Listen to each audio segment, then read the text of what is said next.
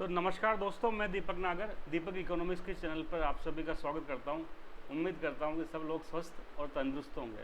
तो दोस्तों, हम इस चैनल पर बात करते हैं इकोनॉमिक्स के करंट अफेयर्स की, जो बहुत ही ज़्यादा न्यूज़ में रहा हो और काफ़ी इंपॉर्टेंट हो एग्जाम के पॉइंट ऑफ व्यू से। तो अभी अगर आप सब लोगों ने पढ़ लिया होगा, कई लोगों ने इस पर वीडियो बनाई भी है। तो न्यूज़ क्या थी? न्यूज़ थी कि WTO में एक केस था। WTO में एक केस था, इंफॉर्मेशन एंड कम्युनिकेशन टेक्नोलॉजी के संबंधित कुछ प्रोडक्ट थे, उन पे इंडिया ने कुछ टैरिफ लगाया था। तो यहाँ इंडिया क्या हो गया दोस्तों? हार गया, इंडिया लूज हो गया।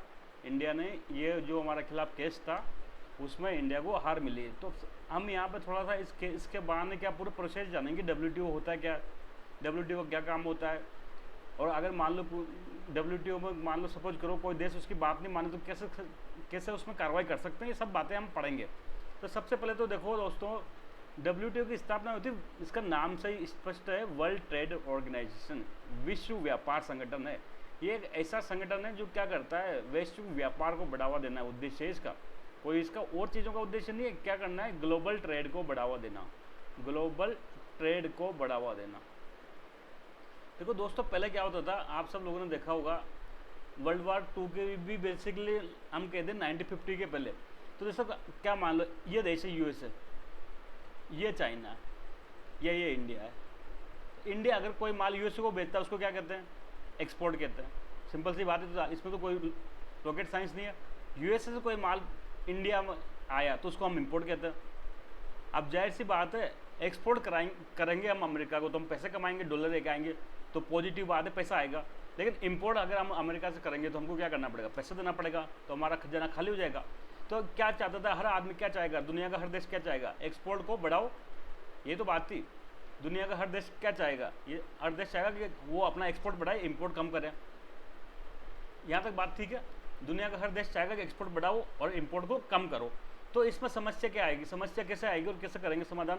तो देखो, ये USA था, ये इंडिया था। अब इंडिया क्या चाहता है, समझ करो, हम तो इंडिया के पॉइंट ऑफ व्यू से देख लेते हैं। इंडिया चाहते हैं कि हम एक्सपोर्ट बढ़ाएं अपना, तो भारत से अमेरिका को माल ज़्यादा जाए और यहाँ इंपोर्ट कम आए। तो जो एक्सपोर्ट इंपोर्ट पे दोस्तों क्या होता है, एक टैक्स लगता है जिसको कहते हैं कस्टम। सुना होगा सब लोगों ने, आप लोगों ने। कस्टम में कई सारी पोस्टें होती है, SSC में, UPSC में, सब जगह होती है। तो बेसिकली जो एक्सपोर्ट इंपोर्ट पर जो ड्यूटी लगती है उसको कहते हैं कस्टम ड्यूटी। एक्सपोर्ट पर जो लगती है उसको एक्सपोर्ट ड्यूटी कहते हैं, इंपोर्ट पर जो ड्यूटी लगती है उसको इंपोर्ट ड्यूटी कहते हैं। अब इसमें देखो, अगर हम किसी चाहते हैं कि इंडिया से एक्सपोर्ट बढ़े तो जाहिर सी बात है एक्सपोर्ट ड्यूटी कम कर दो। एक्सपोर्ट ड्यूटी लगभग नील होती है पूरी दुनिया में। नील होगी तो इससे क्या होगा? हमारा चीज़ें वहाँ सस्ती बिकेगी। भाई एक ये देश है चाइना, चाइना से 100 रुपये की कोई चीज़ यहाँ आ रही है, सपोज करो। इंडिया से भी 100 रुपये में जा रही है और चाइना से भी 100 रुपये में आ रही है। लेकिन अगर एक्सपोर्ट ड्यूटी यहाँ पर चाइना 20 रुपये लगा देता है तो ये चीज़ें अमेरिका में 120 रुपये में पड़ेगी। तो वहाँ के लोगों को क्या होगा? चीज़ें सस्ती होगी। तो दोस्तों, इस प्रकार से एक्सपोर्ट ड्यूटी का बहुत कम इस्तेमाल करते हैं, बेसिकली इंपोर्ट ड्यूटी का करते हैं। वो कैसे करते हैं मैं बताता हूँ आपको। मैं एक एक चीज़ डिटेल में समझा रहा हूँ। ये है चाइना, ठीक है, ये है इंडिया, ये है जापान। अब दुनिया का हर देश क्या चाहता था? हर देश चाहता था कि भाई इंपोर्ट कम करना, एक्सपोर्ट बढ़ाना। तो इंपोर्ट कम करने का क्या तरीका हो सकता है? सपोज करो इंडिया में कोई चीज़, गेहूँ पैदा हो रहे हैं, मान लो 20 रुपये प्रति किलो यहाँ प्राइस है। अब ये भी क्या कर रहा है, US का कोई किसान भी इंडिया को क्या कर रहा है? इंपोर्ट कर रहा है गेहूँ 20 रुपये पर kg, ठीक है। तो अब इंडिया इस पर क्या कर सकते? टैक्स लगा सकते हैं। कौन सा टैक्स लगेगा? Import duty.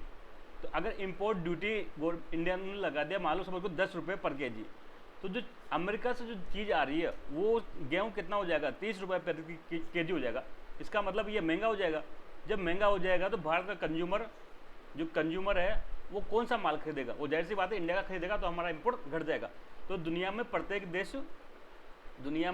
देश इंपोर्ट ड्यूटी के माध्यम से क्या करते थे? इंपोर्ट ड्यूटी के माध्यम से इंपोर्ट ड्यूटी के माध्यम से इंपोर्ट को हतोत्साहित करते थे।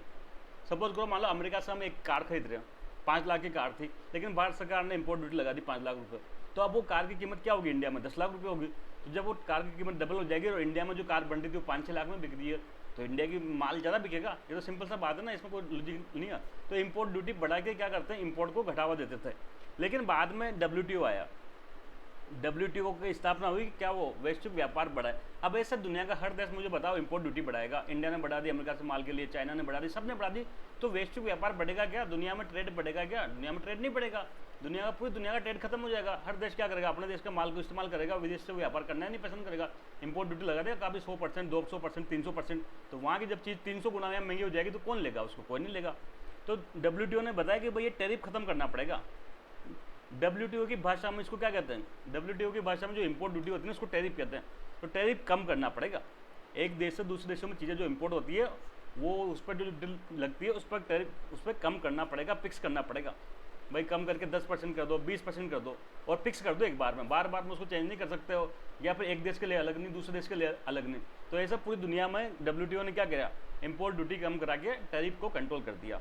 तो यहाँ तक बात ठीक है। ये आप सब लोगों को पता है ये कौन सा एग्रीमेंट था, ये WTO का गेट नाम का एग्रीमेंट था, general agreement on tariff and trade. तो इससे क्या होगा, अब इससे कोई भी देश एक निश्चित लिमिट के बाद क्या कर सकता है, वो नहीं लगा पाएगा टैरिफ या इंपोर्ट ड्यूटी नहीं लगा पाएगा। तो क्या होगा, पूरी दुनिया में ट्रेड का व्यापार सही से हो पाएगा। यहाँ तक बात सही थी। ये 1994 में गेट एक्ट आ गया था। लेकिन दोस्तों भारत ने क्या किया, इंडिया ने क्या किया, अब इंडिया की बात सुनाता हूँ मैं कहानी। इंडिया ने क्या किया, इंडिया ने किया कि है ना 2017 में के बाद से कई सारे इलेक्ट्रॉनिक उपकरण थे, इंफॉर्मेशन एंड कम्युनिकेशन टेक्नोलॉजी संबंधी उपकरण थे, जैसे मोबाइल फ़ोन। अब मोबाइल फ़ोन के इंपोर्ट पर क्या किया, इन्होंने ड्यूटी बढ़ा दी, इंपोर्ट ड्यूटी बढ़ा दी। तो सपोज करो आप सब जानते हो चाइना इलेक्ट्रॉनिक का बहुत बड़ा मैन्युफैक्चरर है, या चाइना में कह दो, इसको ताइवान कहूँ तो ज़्यादा सही होगा। ताइवान दुनिया का बहुत बड़ा इलेक्ट्रॉनिक मैन्युफैक्चरर है।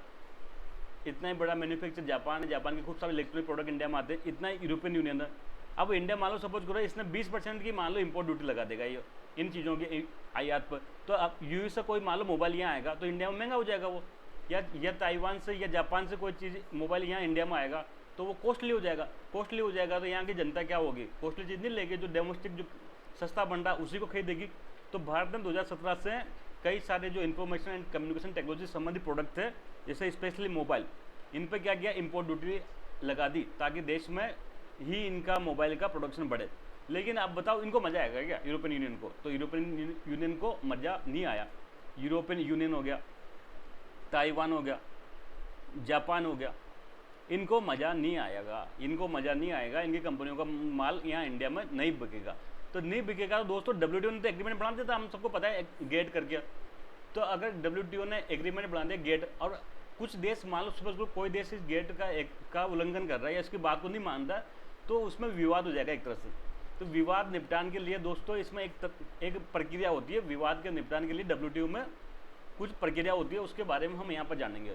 तो अगर मान लो दो देश है, ये कंट्री 1 है, ये कंट्री 2 है।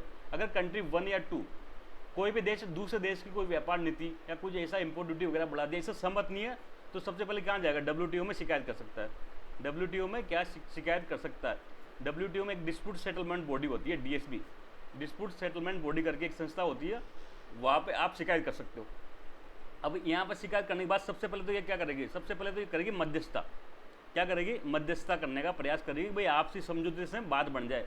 तो जैसे वही होता है ना, दो आदमी लड़ाई हो जाती है, हम पुलिस में जाते हैं, पुलिस सबसे पहले क्या करती है, सबसे पहले प्रयास करती है भाई आपस में मामला समझौता कर लो, या फिर लोक अदालत वगैरह लगती है तो आपस में दोनों देशों को बुलाएंगे, ये एक को भी बुलाएंगे, दो को भी बुलाएंगे, तो आपस में समझाएंगे ये डिस्प्यूट सेटलमेंट बॉडी के आदमी कि भाई WTO में देखो ऐसा ऐसा रूल है, तुम ऐसा ऐसा करके आपस में समझौता कर लो, कोई मतलब नहीं, कोर्ट कचहरी में या WTO इसमें केस चलने का लंबा लंबा केस चलता है, ये इनको समझाएंगे। लेकिन इनको फिर समझ नहीं पड़ेगा, फिर भी समझ नहीं पड़ेगा। तो ये डिस्प्यूट सेटलमेंट बॉडी फिर एक पैनल अपॉइंट करेगी जो इस फील्ड के एक्सपर्ट होंगे, जो WTO के रूल्स वगैरह के एक्सपर्ट होंगे, ऐसे टेम्परेरी जज टाइप वगैरह के लोग रहते हैं, ऐसे पैनल अपॉइंटमेंट करेगा। 3 मेंबर का भी हो सकता है, 4 मेंबर भी हो सकते हैं, 5 मेंबर भी हो सकते हैं, जितना उसको लगे। तो भारत के जो ये ICT के इंपोर्ट के मामले में जो शिकायत करी थी यूरोपियन यूनियन, ताइवान और जापान ने, उसमें पैनल अपॉइंटमेंट किया था, पैनल अपॉइंटमेंट किया था। ये 2019 में शिकायत करी थी, 2019 में कंप्लेंट करी थी। उसके बाद WTO ने क्या किया, समझौते से बात नहीं बनी तो अपॉइंटमेंट कर दिया।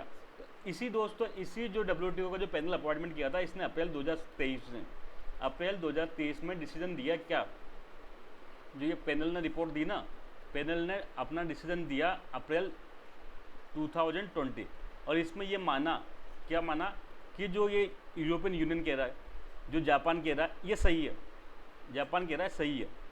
ये भारत ने जो इम्पोर्ट ड्यूटी जो भारत ने क्या किया, भारत ने जो इम्पोर्ट ड्यूटी लगाई है, इम्पोर्ट ड्यूटी लगाई है वो गलत है, और भारत को ये इंपोर्ट ड्यूटी हटा लेनी चाहिए। ये जो WTO का जो एक्ट है, general agreement on tariff and trade, एक तो ये एक्ट है गेट 1994 का, एक जो इंफॉर्मेशन टेक्नोलॉजी के लिए अलग से एक्ट बनाया था IIT एग्रीमेंट 1996, इन दोनों का उल्लंघन है। इसलिए भारत को क्या करना चाहिए, भारत को ये इंपोर्ट ड्यूटी हटा लेनी चाहिए। और यहाँ अमेरिका या यूए की बात सही है। ये इस रिपोर्ट में इन्होंने पैनल ने रिपोर्ट दी। एक तरह से इसको क्या काम माना जाए, भारत इसको हार गया। अब दोस्तों भारत तो हार चुका है, तो क्या करना है, एक तो उसके पास विकल्प होता है, दो हारने के बाद दो ही विकल्प होते हैं, या तो एक्सेप्ट कर लो या फिर क्या कर सकते हो, अपील कर लो। अपील कर लो, जैसे भारत में होता है, मान लो आप कोर्ट में कोर्ट में आपके साथ जाते हो तो आप अपील कर दो। ऐसे यहाँ WTO में भी एक कंसेप्ट है, एक फैसिलिटी अवेलेबल है कि कोई भी पार्टी अगर कोई मान लो पैनल की रिपोर्ट में हार जाती है या उससे सहमत नहीं होती, तो एक संस्था बना रखी इन्होंने, अपीलेट बॉडी। जैसे भारत में सुप्रीम कोर्ट टाइप काम करता है, ये अपीलेट बॉडी, ये सर्व संस्था होती है। इस अपीलेट बॉडी में अपील कर सकता है। परंतु एक बार यहाँ पक्की है कि जो अपीलेट बॉडी जो निर्णय करेगा ना, डिसीजन, वो फाइनल होगा। इसका डिसीजन फाइनल होगा, इसके खिलाफ कहीं भी अपील नहीं हो सकती, फाइनल बाइंडिंग होगा, उसको मानना ही पड़ेगा, चाहे भारत हो चाहे कोई भी देश हो दुनिया का। अगर अपील कर दी और अपीलेट बॉडी ने जो डिसीजन दिया, उसको दुनिया के हर देश को मानना ही मानना पड़ता है, जो भी WTO के मेंबर है। तो इसका जो अपीलेट बॉडी का निर्णय क्या होगा, फाइनल होगा और बाइंडिंग होगा।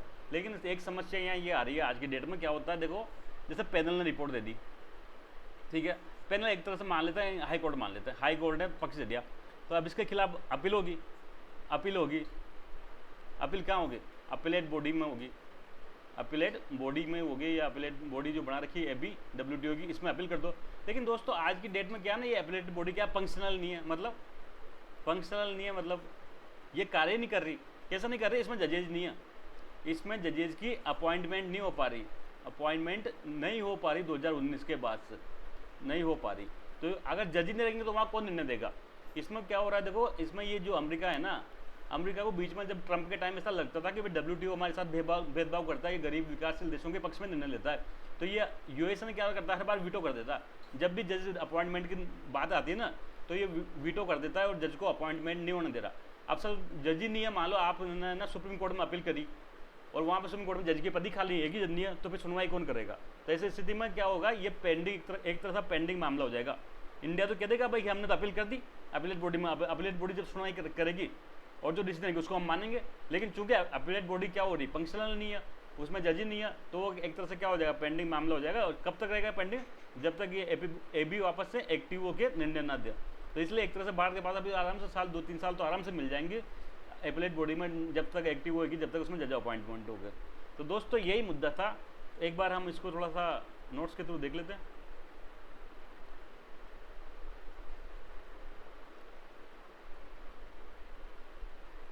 जैसा कि दोस्तों ये जो मुद्दा था मैंने बताया, इंडिया लॉ से WTO डिस्प्यूट, WTO में डिस्प्यूट था over import duties on ICT products, जो information and communication technology, basically जो मोबाइल फ़ोन वगैरह के इंपोर्ट पे इंडिया ने कुछ इंपोर्ट ड्यूटी लगाई थी, उस पर है ना WTO में डिस्प्यूट हुआ था, उस पर इंडिया हार गया केस।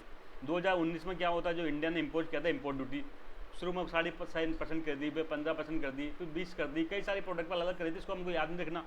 कई सारे ICT प्रोडक्ट जैसे मोबाइल फ़ोन, उसके कंपोनेंट, जो इंटीग्रेटेड सर्किट होते हैं, ICs वगैरह होते हैं, इन पर क्या किया था, इंपोर्ट ड्यूटी आरोपित करी थी। तो इससे मजा किसको नहीं आएगा, जो देश इसको बेचते हैं, जाहिर सी बात है, जो देश इसको एक्सपोर्ट करेगा उसको मजा नहीं आएगा। तो यूरोपियन यूनियन, जापान हो गया, ताइवान हो गया, इनको मजा नहीं आया तो क्या होगा, ये WTO में चल जाएंगे, WTO में इंडिया की शिकायत कर देंगे, भाई जो इंडिया है ना वो WTO का एग्रीमेंट फॉलो नहीं कर रहा, उसको उल्लंघन कर रहा है।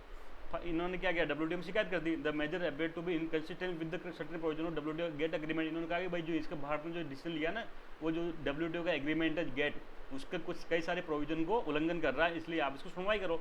अब WTO में कोई भी शिकायत होती है तो WTO का कई सारे विकल्प होते हैं। क्या होते हैं, सबसे पहले तो क्या करेगा, मध्यस्थता करेगा, समझाएगा, बैठा के भाई आ जाओ। सबसे पहले तो क्या करेगा, बायलेटरल कंसिस्टेंस दोनों देशों को बुलाएगा, आ जाओ समझ लो, ये नियम कायदा ऐसे ऐसे कर लो कि कोई मतलब नहीं, लंबी फेल होगी। लेकिन फिर भी मान लो कई बार समझौता नहीं हो पाता, नहीं मानते, तो फिर क्या करेगा, फिर वो एक डिस्प्यूट सेटलमेंट पैनल बनाएगा, DSP, डिस्प्यूट सेटलमेंट पैनल बनाएगा, 3-4 जज अपॉइंटमेंट करेगा, 3-4 आदमी को नियुक्ति कर देगा जो WTO रूल में एक्सपर्ट है।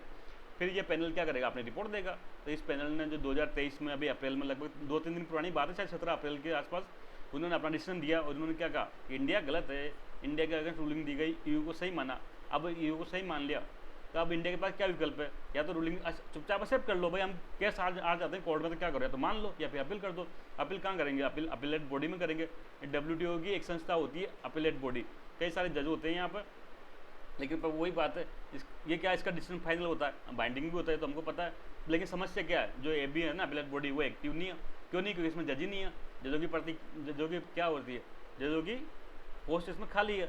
अब इसको भर नहीं पा रहा, क्यों नहीं भरना? क्योंकि अमेरिका इसको अपोज कर रहा है, अमेरिका जानबूझ के इसको हटा रखा है ताकि ना, क्योंकि ना पुराने टाइम पर जितने भी केस होते थे ना वो सब यूएसए के खिलाफ होते थे, मतलब ज़्यादातर केसों में यूएसए हारता था। तो अमेरिका ने चालाकी क्या करी कि WTO से तो हट नहीं सकते, तो चालाकी करो कि भाई अपीलेट बॉडी को क्या करो, इसको है ना डीएक्टिवेट कर दो, मतलब इसमें जज नहीं होगा तो ये हम क्या करेंगे, केस पेंडिंग रह जाएगा, कोई सुनवाई नहीं होगी। तो ये अमेरिका ने जानबूझ के इसको क्या कर रखा है, फंक्शनल नहीं कर रखा, वो जजों के अपॉइंटमेंट पर अपोज कर रहा है। तो दोस्तों यही मुद्दा था पूरा आज का। आज के लिए थैंक यू, जय हिंद।